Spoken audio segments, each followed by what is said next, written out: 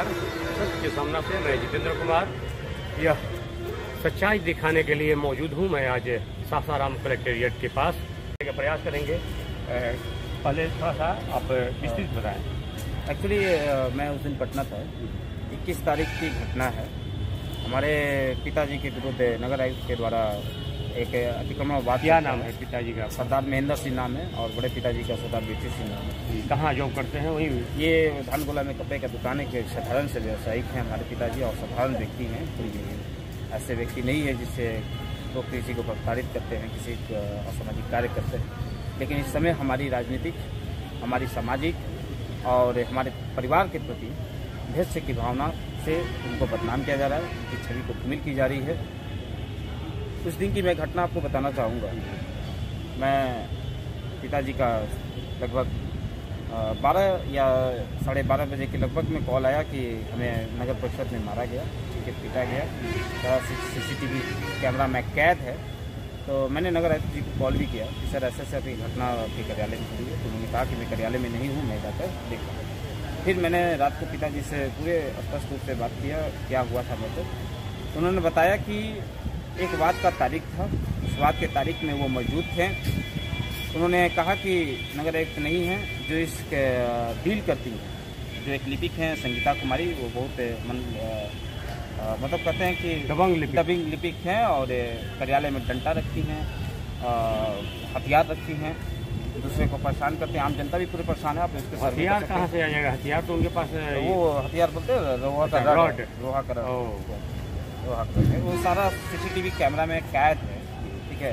तो पिताजी ने बताया कि मैं कार्यालय में गया था अपना हाजिरी लगाने के लिए और पूर्व के डेट का जो नगर आयुक्त द्वारा डॉक्यूमेंट मांगा गया था उसको सबमिट करने के लिए। तो मैंने सबमिट करने के पश्चात उनसे बोला कि सबमिट कर लीजिए, सर नहीं है और हाजिरी बना।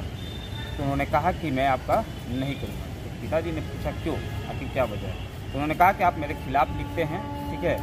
तो उन्होंने पिताजी ने जवाब दिया कि आपके खिलाफ मैं क्यों लिखूँगा? नगर आयुक्त जी जो कागज़ मांग रहे हैं मैं आपको सबमिट कर चुका हूँ, आप उनको दे दीजिए जो संचिका में है। तो उन्होंने जवाब किया कि आपके कहने से मैं काम नहीं करती, ठीक है। तो उन्होंने कहा ठीक है, तो मैं लिखा हूँ, जिसका काम है वो अब जवाबदेही होगा। तो उन्होंने जवाब दिया कि ये कहा कि मेरे ऊपर आप इतना हिम्मत कैसे हो गया कि आप लिख सकते हैं। उससे हाँ, अभद्र भाषा के प्रयोग किया, उनको तमेजा से हाथ लगा दी गई, कार्यालय से भागने के लिए बोला गया। उसके बाद धार्मिक शब्दों का प्रयोग किया गया। सरदार बरदार पूरा वो 70 वर्ष की उम्र के हैं, जाति सूचक, धार्मिक सूचक, जिससे कि हमारे समाज में हमारे धर्म के प्रति भी और हमारे समाज के प्रति भी छवि गिरे। लोगों के प्रति भेदभाव की भावना है कि कभी भी कोई दूसरे धर्म के लोग हम पर जानलेवा हमला कर सकें, इस तरीके के शब्दों का प्रयोग कर रही हैं वो, जो सारा CCTV कैमरा में कैद है जो कार्यालय का। नगर आयुक्त से ये शिकायत की है आप? नगर आयुक्त से लिखित में शिकायत की गई है। मेरे पिताजी नगर थाना में भी शिकायत किए हैं, जिसकी नगर आयुक्त का क्या जवाब था? नगर आयुक्त का यही विषय है कि मैं जांच करके कार्रवाई करूंगा, लेकिन अब तक 3 दिन 4 दिन होने जा रहे हैं, अब तक जांच नहीं हो रही है। एक इनका पूर्वी का भी इतिहास रहा है। पूर्व के इतिहास से कार्यपालक मनीष कुमार जी थे, उन पर भी इन्होंने हाथ छोड़ा था कार्यालय के अंदर, चर्चा में आया था और ये साल भर सस्पेंडेड थी। फिर से इनका कैसे जॉब हुआ है ये भी जांच का विषय है, ठीक है।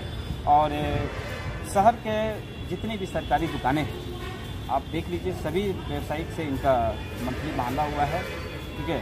जो ये भी जांच का विषय है, सभी चीज़ को मैंने ना, ये तो नगर आयुक्त और नगर मेयर का जो है ये सब जो है अपना काम है, उसमें नहीं। आप जो है सिर्फ ये बताएं कि इसमें किसके सह पे ये जो संगीता दबंग लेडी का जो रोल कर रही हैं तो किसके सह पे? कहीं ना कहीं इनका शब्दों भी का प्रयोग हुआ है कि हमारे घर में भतीजा कोई IAS है, ठीक है, और ऐसे जो IAS है तो भैया DGP भी जेल जाते हैं, DGP में कार्रवाई होती है। IAS और एक महिला शब्द जिसको महिला का माँ के समान सम्मान दिया जाता है, बहन का संबोधित किया जाता है, एक शक्ति के रूप में देखा जाता है।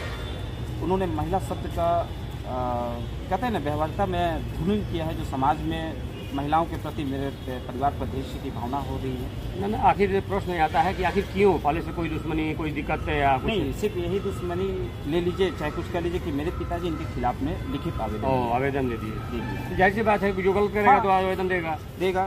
तो मेरे पिताजी इसका जवाब भी दिए उन्होंने कि अगर आपका इस कार्य का काम नहीं है तो आप खुद वंचित है। कोई भी लिख सकता है आपके प्रति।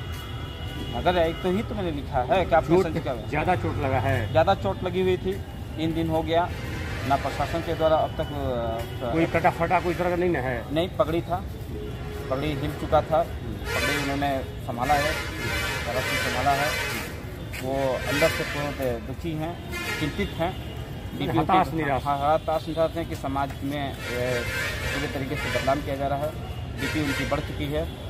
अब इसमें आगे की कार्रवाई क्या होगी? आगे की कार्रवाई यही है कि मैं जिला प्रशासन से और नगर आयुक्त से अनुरोध करूंगा कि सीसीटीवी कैमरा को सही तरीके से देखकर जो भी दोषी हो, एक्चुअली मैं जिस पार्टी से आता हूँ ना फंसाने के काम करती है ना बचाने के काम करती है। जो भी व्यक्ति दोषी हो उस पर कार्रवाई होना चाहिए। जैसा कि आप देख रहे हैं, हिंदुस्तान के आन बान शान कहने वाले सरदार जी, जान लीजिए ये ऐसे कौम के बारे में आपने सुना होगा। और वैसे ही आदमी, ऐसे सीधे साधे भोले भाले आदमी को अगर इस तरह के हाल है, खास करके नगर आयुक्त के दबंग लेडीज के नाम से मशहूर हो गई हैं, संगीता नाम है। और मैं समझता हूँ ये संगीता जी का कहीं न कहीं मन बढ़ता जा रहा है, क्योंकि पिछले काफ़ी दिन से मैं देख रहा हूँ कि बहुत सारा मैंने सवाल प्रश्न उठते रहते हैं, लेकिन अभी तक कोई कार्रवाई नहीं हुआ। और शायद इसकी वजह है कि ये कहीं ना कहीं बिल्कुल दबंग लेडी के रूप में जो है जानी जा रही हैं।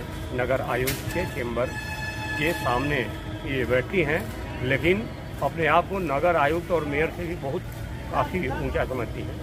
सच के सामने से मैं दिखाने का प्रयास कर रहा हूँ। धन्यवाद।